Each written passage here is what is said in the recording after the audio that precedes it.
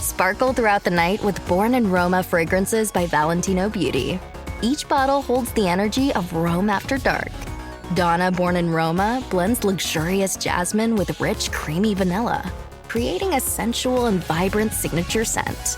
Uomo Born in Roma fuses aromatic sage and smoked vetiver, leaving a lasting impression that lingers well into the early hours. Shop Born in Roma by Valentino Beauty now at Ulta. This episode is brought to you by McAfee. I got a message that our flight was canceled. But they can put us on another flight, and we just need to confirm our credit card info. Wait, I got a security alert from McAfee. It flagged that message as a scam. McAfee's scam detector automatically spots and alerts you to suspicious texts, emails, and deepfake videos. Learn more at McAfee.com/online protection. Kraft Mac and Cheese is better than 90s hip-hop. We'll remind you of your childhood without making you feel incredibly old. Kraft Mac and Cheese. Best thing ever. The McDonald's snack wrap is back. You brought it back. Ranch snack wrap. Spicy snack wrap. You broke the internet for a snack. Snack wrap is back. Ba-da-ba-ba-ba. Did you know that parents rank teaching financial literacy as the toughest life skill? That's where Greenlight comes in, the debit card and money app made for families. With Greenlight, you can send money quickly, set up chores, automate allowance, and track spending with real-time notifications. Kids learn how to earn, save, and spend responsibly, while parents have peace of mind knowing smart money habits are being built. Try Greenlight risk-free today at greenlight.com/Spotify.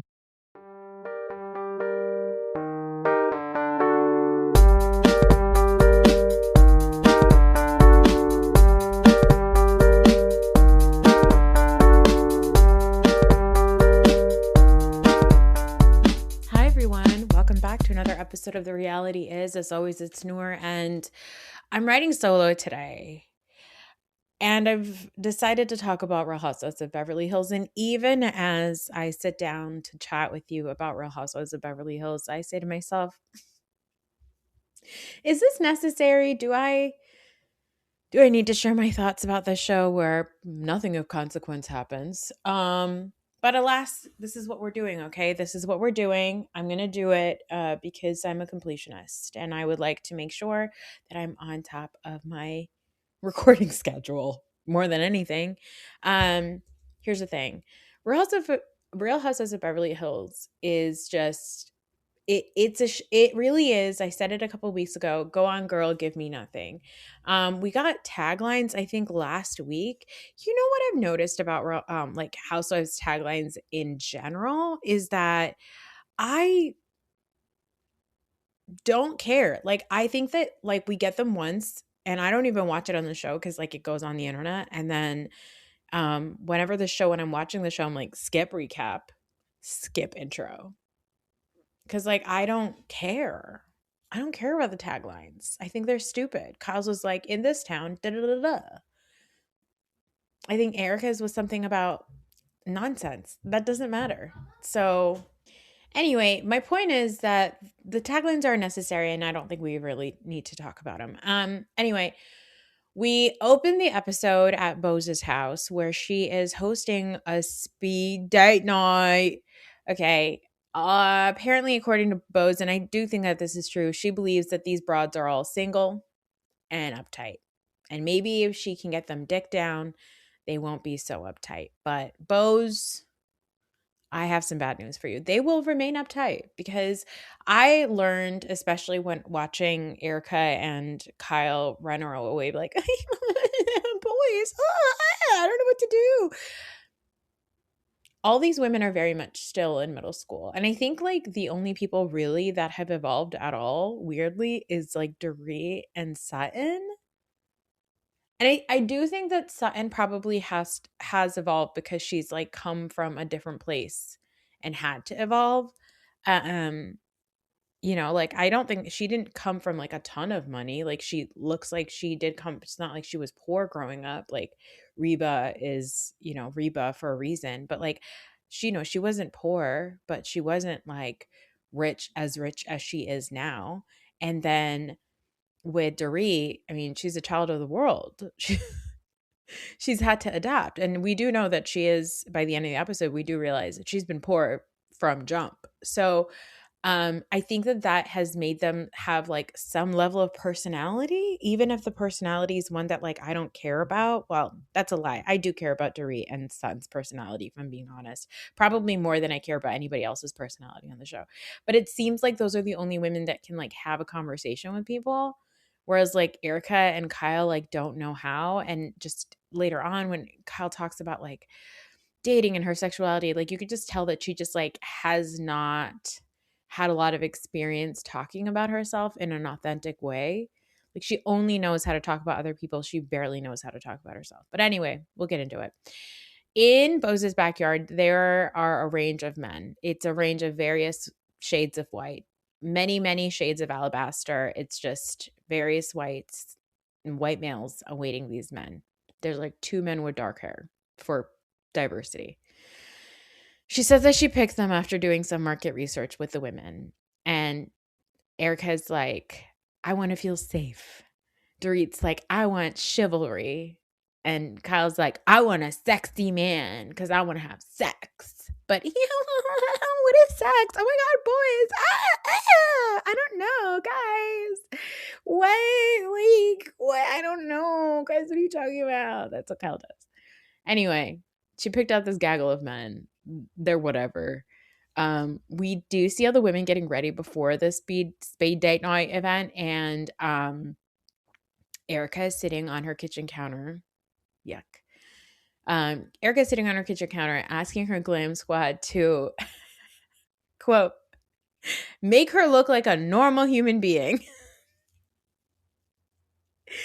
Imagine them being like, what would you like to look like? And she's like, not an alien. Like a person who's a human being with a heart that beats, not a lizard person wearing a skin suit, but somebody who might want to give you a blowjob in an alley, but not her either. Like, Erica doesn't know who she is, and she doesn't know who she wants to be. We don't know who Erica is. We've never known who Erica is. I don't think Erica knows who Erica is. Sutton's getting glam. Dorit does her own makeup. There's no glam for Dorit because, lest we forget, Dorit is broke. Dorit's doing her own glam. They like don't even give her a real camera. She's like on a producer's like iPhone or something, and she's like, oh, "I'm gonna need a Coca-Cola." And I was like, "A what? A Coca-Cola? Were people doing Coca-Cola in your bathroom, Dorit?" I do love a girl that's like, I need an emergency soda. Like that's so millennial girl coded. She needs just a crisp soda before she heads out.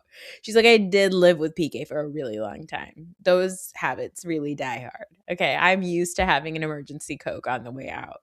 Coca-Cola, of course.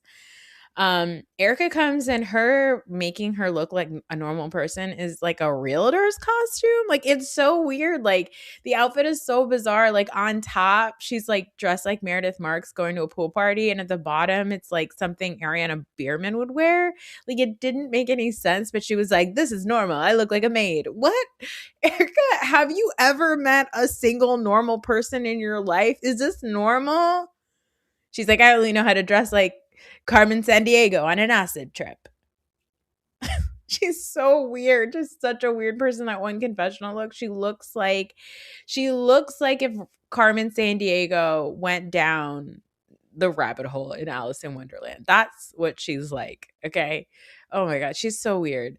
All the women show up. They're all dressed in black. Okay. Rachel Zoe says the key is to not look like you've tried so hard. Rachel Zoe is a woman who shows up in like 6 necklaces and a sequin jumpsuit. She's like, you have to look like you're not trying too hard. It's nighttime and she's wearing sunglasses. Is it nighttime? I don't know what time it is. But it's not a bright, sunny day. And she's like wearing sunglasses, 17 necklaces, a sequin jumpsuit. And she's like, the key is to look like you didn't try that hard. I love her.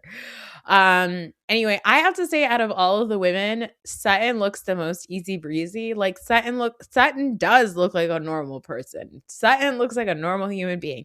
Everybody else looks crazy. Okay. Everyone else looks nuts. Bo says, whatever you do, don't ask for a dick pic. Why would they do that? Why would they do that, Bose? Guys, the women of Beverly Hills, they just be saying stuff. It doesn't make any sense.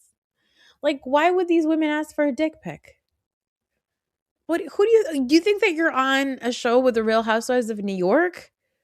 You think Luann is here? You think Heather Gay is here? Okay? You think the horny women of like other franchises are here? No. It's these women that are like talking about their neuropathy on dates and wearing cat sweaters. Like, no, Bose, nobody's asking for a dick pic. Also, we don't have time right now to even talk about the absurdity of dick pics. I've had like so many thoughts about dick pics lately, not because I want one, but because actually I've never gotten one because I met my husband on the internet at a time when that was not a thing. You could not easily, readily take a picture of your genitals and send them to somebody. That was not that was not happening in 2000. In 2001, if you wanted to send somebody a photo of your genitals, you had to do a lot of work. You had to get a digital camera, and you had to take the picture and get the angle and the lighting just right. Then you needed to plug your digital camera into a computer and upload those pictures from your digital camera to your computer. And then you had to email them to a person. Nobody had that kind of time to be emailing a person. Also, if you're sitting down to email a person a dick pic, by the time you've gone through that process of taking the picture, plugging it in, uploading it, then putting it on an email and you have had plenty of time to think through this and wonder if the recipient of this dick pic even wants the dick pic. And you have the person who you're sending it to really fucking wanted it. You know that they're going to appreciate the craftsmanship, the time and effort that you put into taking a picture of your sausage and sending it to them. Nowadays, there's no curation. There's no effort put in. They're just sending them to anybody. Literally willy-nilly, okay?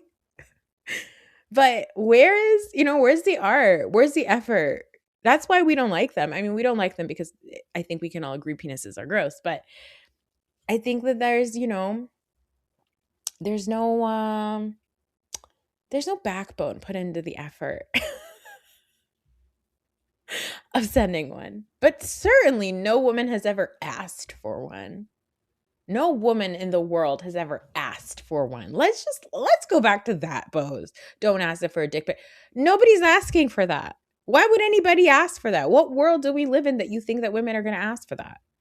Anyway, the ladies go to the backyard to meet the men, and it's everybody except for Kyle and Erica, who's like, boys, I want to kill myself. Like, this is so embarrassing. Like, what? Like, boys, like, don't. And I was like, wow. I understand why Kyle is this way, because I do believe that Kyle, at the end of the day, is a 14-year-old girl. But like, why is Erica acting this way? Is this some sort of, she's like, Erica Jane can get on stage and do whatever, but Erica is really awkward. Again, ma'am, I don't think that we know who you are. We don't know who you are. What do you mean? She's just so weird. The men are weird. There's a Comic-Con guy who's sitting next to Rachel Zoe. He says, I invented Comic-Con. And Rachel Zoe's like, no, thank you. Then there's that gross guy who looks like he thinks like he sits there and he's a lawyer in LA. And I think that he thinks that he looks like Brody Jenner. But sir, you look nothing of the sort. Okay.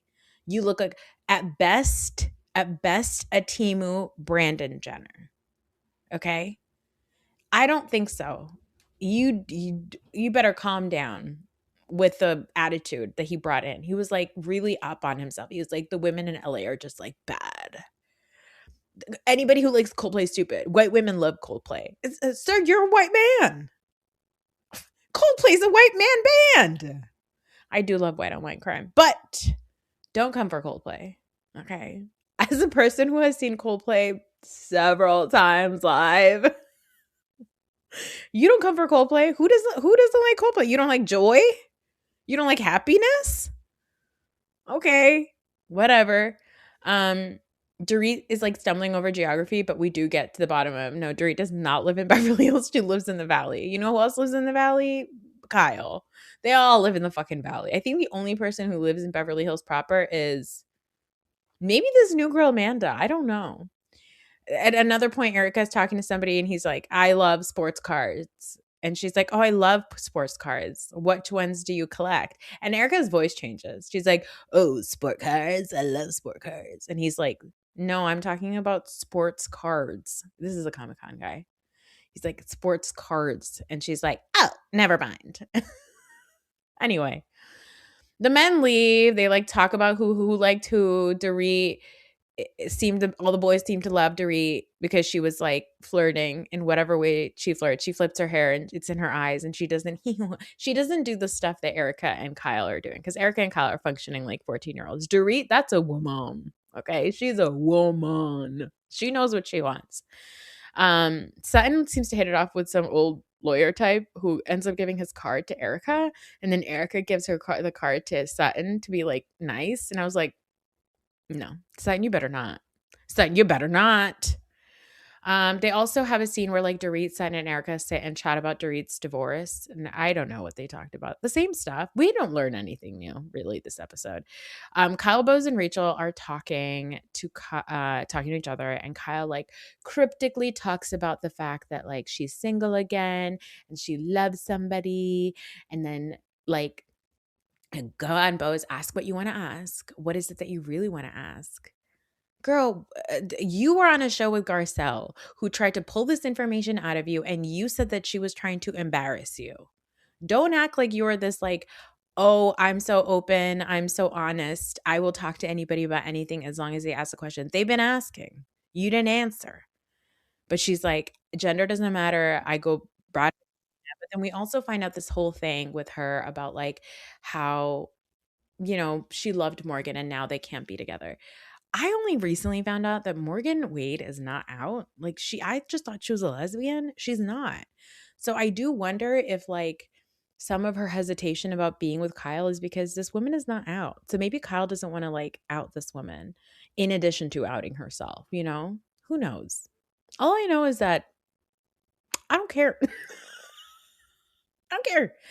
It's not that exciting. I also was thinking the other day, because I've been watching Vanderpump Rules and loving it, is that I do wonder if like Kyle wanted to wait for Lisa Vanderpump to leave the show before she announced her divorce. Because like obviously Lisa would be the first person to have a comment about the fact that like Mauricio and Kyle broke up. Like I think that she would be one of the first people, because she's the one that was calling it out for like years about Mo cheating. So I do think one of like part of her long game of leaving her husband or divorcing her husband was making sure Lisa Vanderpump is no longer on the show, because Kyle doesn't want to like hear people's comments. She just wants to like share information and then walk away from him, because she's incapable of actually processing anything that anybody says to her. Does that make sense? I don't care if it doesn't. We head to Amanda's house and we see her with her kid and her kids and her fiance. And she tells us how the life that she's living is a life that she dreamed about living after watching Clueless, and she grew up with nothing and da-da-da-da. Here's what I've heard about Amanda. One of my listeners, actually, thank you listeners, left me a comment, and I'm going to find it because this is crazy. But now knowing that this might be her situation, I'm really excited to watch her fall. The person said, if you do your research, you'll find, TCG is their name on Spotify. Thank you, TCG. They said, if you do your research, you'll find that Amanda finds middle-income people of all different races and whatnot and puts them on payment plans and will not let them out of them. And when women are losing lots of money, she will threaten legal action if they stop their memberships. She has no problem going after people of color and mothers at home trying to find income to leave their horrible husbands. Yikes. That's crazy. I don't like that. I mean, it's really obvious what her grift is. I think it's really, really clear. Like she's like really into this whole thing of like, I've made my own money. I think really what it is Amanda was a hey girly. Like I think she was an MLM girl, and she started making content, and she probably got like a content coach or something. And she probably paid that content coach a lot of money.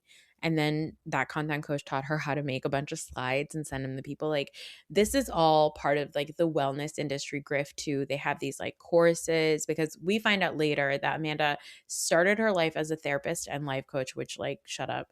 Then it turned into a business coach. And then she did online courses to become a life coach. This is basically verbal MLM. And so what she does is I think she started creating courses to become a life coach. Then when you become a life coach through her, I think everybody who signs up under you as a life coach gets money off of that. I think that's how it works. That's what I'm saying. It's like a verbal MLM, and it's very alarming. I do think that she was really excited to help Dorit because Dorit is a low to middle income woman who's trying to leave her husband. Oh no, she found her mark. Anyway, Rachel and Sutton have like a hang at Rachel's house, and this is where Sutton shares with Rachel about how her ex-husband Christian, you know, we heard this earlier in the season, but that Christian has requested to annul their marriage through the Catholic Church, and then maybe she wants to be Sutton Brown again instead of Sutton Strack. And I loved what Rachel said, which is, you know, unstrack yourself, distract. It's time to do some distraction. And I agree. I never changed my last name, and so I feel like pretty strongly about women changing their last name back to their maiden names after their marriages end. But I also feel really strongly about not changing your last name for anybody. I don't think that it's necessary. I do think that if I had thought about it before, I would have made my last name my kids' middle names so that they had both of our names. But I just didn't think about that. Instead, my kids have middle names of men in my family. So that's fine. You know, cute story. My older son, his middle name is the same as my father-in-law, but also my brother. And my brother Raheel, obviously. And then my other son, Noah, has his middle name is the same as my middle name, which is my father's name, and also my mom's middle name. So I felt like that was my way of doing it because like that is important to me that my kids have some name of mine, my choice. I mean, I pick their names. So that's also that, like their first names. But I also think like it doesn't matter. Like her being like, oh, like, you know, grandma and grandpa Strack are gonna be cool and grandma Brown is gonna like Sutton really, really like even that little thing she said about like, I thought for a long time I'd be able to get Christian back. That's sad. That's sad. That's sad and like pathetic. But Sutton is such a pathetic. Like we know this about Sutton. Sutton is like a total pathetic. But it just like kind of proved that like Sutton really do like all these women really do think that like they're nobody if they're not with a man. Depressing. That's sad. That's really sad. I love Rachel Zoe being like, I dropped that man's last name as soon as I could. Girl, we don't even know what Roger's last name is. We didn't know that you ever took it. It's fine. You're Rachel fucking Zoe. Okay. Kyle has a scene with her daughter, which I took no notes on because I don't care. They got flowers. And then she cried. I hope that my daughter's husband like loves her and like doesn't hurt her. You know, I'm being a bitch. It's fine. She loves her kid. Great. Wonderful. I just don't care. I don't care about this wedding. I don't care about this wedding, Kyle. Tell us. Did you have a girlfriend for a while? You did. How did that go? What happened? Why won't you share it online? Is it or on TV? It's because she's not out. Hello, what's going on? Anyway, this is when Amanda and Dorit and Bose go to lunch, and Amanda shares all of her things, all of her grift. She says she's not a financial planner. She's like a money dreamer. She reads the energy. She reads the energy on money. Oh my God, you guys. You guys. What? What do you mean? What do you mean? It's all about the energy. It's about your dreams. It's about your vision. It's about your energy. I'm not a financial planner. Like, what life do you want? Like, what do you see for yourself? Like, how do you want to live? Like, who do you want to be? Girl, I want to be rich. I don't want to give you none of my money about it. Like, what do you mean? It's so weird. She's such a freak. She's such a freak. I can't wait to see the grift off. Amanda for sure sees Dorit, and that's why she says, I'm sending you good vibes and I've been praying for you because she sees a mark. She sees a desperate poor person. And that's where Dorit opens up. She says PK is Dorit has the nerve to say PK is very much an alpha male. I beg your ever loving pardon. To whom? When? Where? Alpha male? When the holidays start to feel a bit repetitive, reach for a Sprite Winter Spiced Cranberry and put your twist on tradition. A bold cranberry and winter spice flavor fusion, Sprite Winter Spiced Cranberry is a refreshing way to shake things up this sipping season. And only for a limited time. Sprite. Obey your thirst. This episode is brought to you by Indeed. You're ready to move your business forward, but first, you need to find the right team. Start your search with Indeed Sponsored Jobs. It can help you reach qualified candidates fast, ensuring your listing is the first one they see. According to Indeed data, sponsored jobs are 90% more likely to report a hire than non-sponsored jobs. See the results for yourself. Get a $75 sponsored job credit at Indeed.com/podcast. Terms and conditions apply. In Walmart's Hulu'ville, time was ticking away. Only a few nights left till the big holiday. But last-minute gifters had no need to worry. Walmart Express Delivery got their gifts in a hurry. From Nintendo to Nespresso and Lego Flowers, they could check off their lists in as fast as an hour. All of Hulu'ville, East, West, South, and North, could order gifts up until 5 p.m. on December 24th. So this holiday, just do as the Who's do. With gift delivery this fast, they all gasped. From Walmart, who knew? Subject to availability, terms and fees apply. Oh, Hilton stay, your beds are soft and cozy.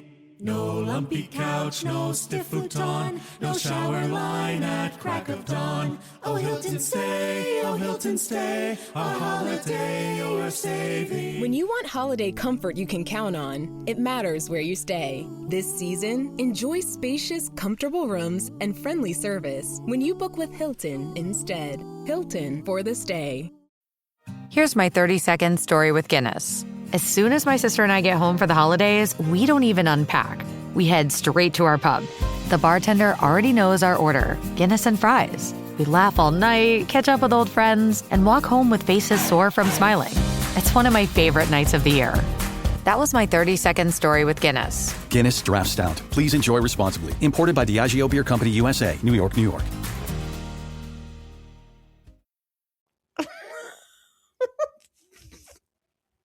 What do you mean he's an alpha male? Where? When have we ever seen anything about PK that is alpha male adjacent? The man was looking up girl skirts the first time we met him and doing a Boy George concert in his moldy living room. But she says that PK was a businessman and then he became broke in 2008. And essentially he's been broke ever since. Like there's no prenup. She says PK doesn't pay for shit. He said he was going to pay for stuff and then he just decides not to. And then the house went into pre-foreclosure because PK stopped paying the mortgage.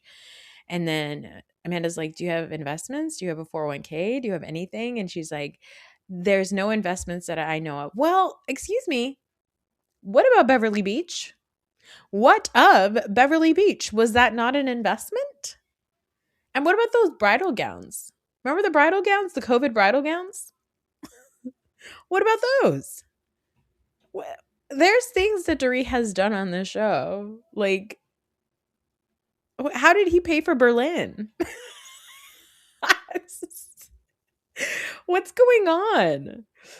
It's so crazy. And then Bose asks Amanda, what can Dorit do to proactively protect herself? And this is where Amanda says, you have to decide, like, who do you want to be? Who do you want to be as a woman who earns, as a woman who's like not fucking with her ex-husband anymore, like a woman who's like been screwed over? Like, who do you want to be?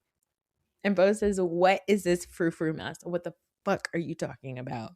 The math ain't mathing. And yeah, girl, we know. We know the math ain't mathin'. I feel like I wouldn't be surprised if Amanda's like, yeah, I used to watch Real Housewives of Beverly Hills and that was like part of my manifestation. Like it was on my vision board. And so that's how I got on the show. No, you got on the show because you bought Kyle Richards' house and then posted about it on social media and tried to become friends with Kyle. That's what happened. That's not manifestation. That's a path of action that caused you to have the life that you have, right? Which I guess in the world of manifestation, it just means like you believed that this would be the life for you. So you went for your goals. Okay, great. Amazing. It sounds like these people have no imposter syndrome.